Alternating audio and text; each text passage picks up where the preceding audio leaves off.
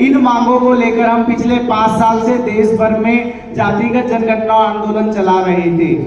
हमारे बहुत से साथी अलग अलग ग्रुपों के साथ कोऑर्डिनेशन करके जातिगत जनगणना आंदोलन चला रहे हैं। जातिगत जनगणना क्यों जरूरी है साथियों? बहुत से साथी पूर्व वक्ताओं ने बताया है कि 90% पे 10% का राज है, ये है वो है, लेकिन जब भी बात सत्ता शासन और व्यवस्था में हमारी हकदारी की आती है तो हमें उचित हकदारी नहीं मिल पाती और व्यवस्था को सुचारू रूप से संचालने के लिए भी जो आंकड़े चाहिए होते हैं वो आंकड़े सरकार के पास में नहीं है।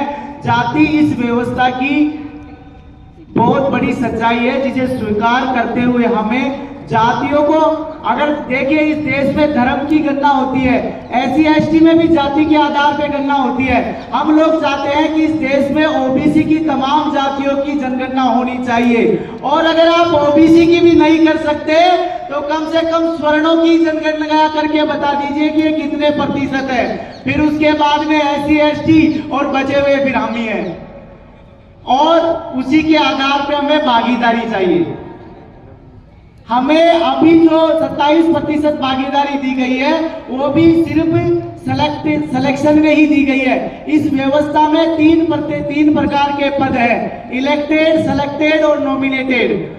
SC ST को भी सिर्फ और सिर्फ इलेक्टेड और सिलेक्टेड में ही भागीदारी है, नॉमिनेटेड में कोई भागीदारी नहीं है। बताइए जहां वाइस चांसलर नॉमिनेटेड होते हैं वहां आपके कितने लोग चुन के जाते हैं, OBC के कितने जाते हैं, माइनॉरिटीज के कितने जाते हैं, SC ST के साथी कितने जाते हैं। तो नॉमिनेटेड व्यवस्था में भी हमें भागीदारी चाहिए। राज्यपाल हमारे कितने बनाए जा रहे हैं इसमें भी हमें भागीदारी चाहिए। और जब तक हमारे लोग इस व्यवस्था में नहीं आएंगे, जब तक आप लोग ये कॉलेजियम में ये बातें करते रहते हो, वो लोग जो व्यवस्था में आ जाते हैं नॉमिनेटेड प्रणाली के थ्रू, वो किस प्रकार काम करते हैं, कैसे वो हमारा बेड़ा गर्क कर रहे हैं, वो बात रखते हुए एक छोटी सी बात बताऊंगा और अपनी वाणी को विराम दूंगा। वो बात यह है कि आपके ही उदयपुर विश्वविद्यालय जो सुखाड़िया विश्वविद्यालय है, इनके यहाँ के वाइस चांसलर की मानसिकता मैं आप लोगों को बता के जाता हूँ।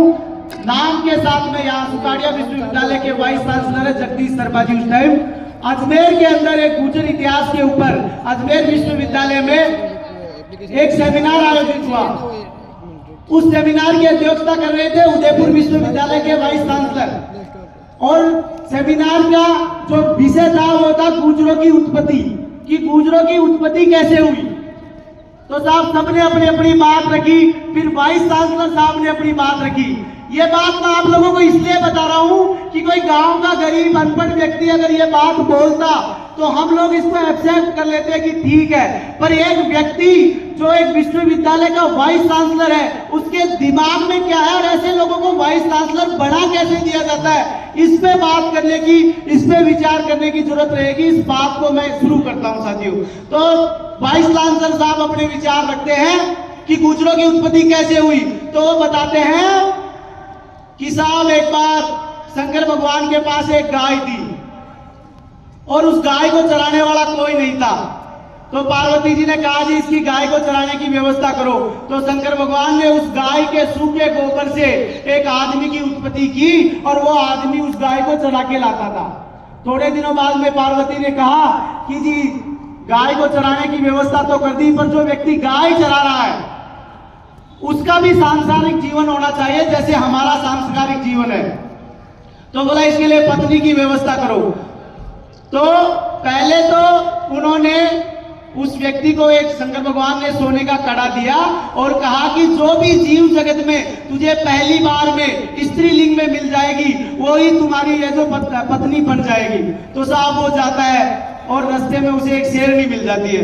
तो पहले तो वो डर जाता है, लेकिन उस कड़े के चमत्कार से वो शेरनी एक सुंदर महिला में परिवर्तित हो जाती है और उस सुंदर महिला से जो शेरनी से परिवर्तित हुई है और उस गाय के गोबर से पैदा हुए व्यक्ति के आपसी संभोग से जो संतान पैदा होती है वो गुर्जर है, इसलिए गुर्जरों को शेरनी का जाया कहा जाता है।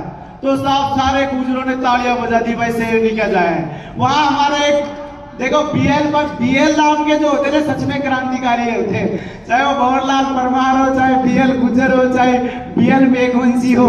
तो हमारे एक बीएल गुर्जर जी बैठे थे साहब, उन्होंने उसके उनके ऊपर हाथ उठा दिया प्रोफेसर से, उनके धक्का मुक्की हो गई, लोगों ने उन्हें आपस में बिठाया। ये हकीकत बात है जिसका मैं गवाह हूं और आपको बोल के जा रहा हूं। उन्होंने कहा कि लोगों ने कहा कि हमारे आगंतुक थे, इनके ऊपर आपको ऐसा नहीं करना चाहिए था, इनसे आपको माफी मांगनी थी। तो उन्होंने कहा मैं इनसे माफी मांग लूंगा, मेरी दो चीजों का जवाब मुझे चाहिए। पहली बात तो ये कि जब मेरा बच्चा किसी कॉन्वेंट स्कूल में, सरकारी स्कूल में पढ़ेगा, वहां बराबर के बच्चे उससे पूछेंगे कि गुजरों का इतिहास क्या है, तो मान लीजिए वो ये कहानी बताएगा, तो वो बच्चे फिर उससे पूछेंगे कि यार उस गाय के गोबर में ऐसी क्या रासायनिक अभिक्रिया हुई कि उससे आदमी पैदा हो गया। पहली बात। दूसरी बात जो इंपॉर्टेंट है कि वो तो भला हुआ शेरनी मिल गई, अगर गधी मिल जाती तो क्या हम गधी के जाए हो जाते फिर? ये बातें समझने की बात है साथियों। वाइस चांसलर जैसे पद पे बैठे हुए लोगों की मानसिकता जो आपके पूरे इतिहास को एक पल में ताश के पत्ते की तरह ढेर कर देती है, आपकी पूरी कौम के मान सम्मान को ठेस पहुंचा देते हैं, ऐसे लोग वाइस चांसलर, राज्यपाल बनते हैं। तो उन लोगों को रोकने के लिए और हमारी हिस्सेदारी मांगने के लिए, जो बीपी सिंह जी ने अभी मेरे से पूर्व वक्ता बता रहे थे कि इस देश में अगर सबसे ज्यादा नफरत किसी ने झेली है तो वो बीपी सिंह जी ने झेली है। इसलिए झेली है कि उन्होंने पिछड़ों को 27% आरक्षण दिया था।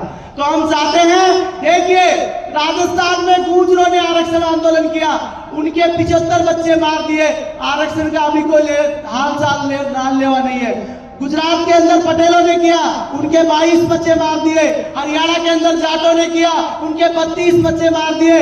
महाराष्ट्र के अंदर मराठाओं ने किया, उनके 4 बच्चे मार दिए। आपके जो आंध्रा के अंदर कुप्पाओं ने किया, उनके 4 बच्चे मार दिए। लेकिन आरक्षण किसी को नहीं दिया। और इस देश के अंदर एक ऐसा वर्ग था जिसने कोई आंदोलन नहीं किया, एक ऐसी जात है, उसको रातों रात 10% आरक्षण दे दिया गया, जबकि उनकी आबादी कितनी है इसका डाटा भी नहीं है सरकार के पास। तो ये डाटा होने चाहिए। और हमें हमारी संख्या के हिसाब से जब आपने 50% का जो बैरिकेडिंग है वो तोड़ दिया है, तो एससी को और एसटी को उनकी आबादी के अनुसार भागीदारी मिल रही है। इलेक्शन और सिलेक्शन में, वो नॉमिनेशन में भी मिलनी चाहिए। और जो हमारी भागीदारी 27% है, जबकि हमारी आबादी 65% के आसपास है, तो हम चाहते हैं कि भारत के जो मूल लोग हैं, जो मूलवंशी लोग हैं, उनको उनकी आबादी के अनुसार भागीदारी मिलनी चाहिए।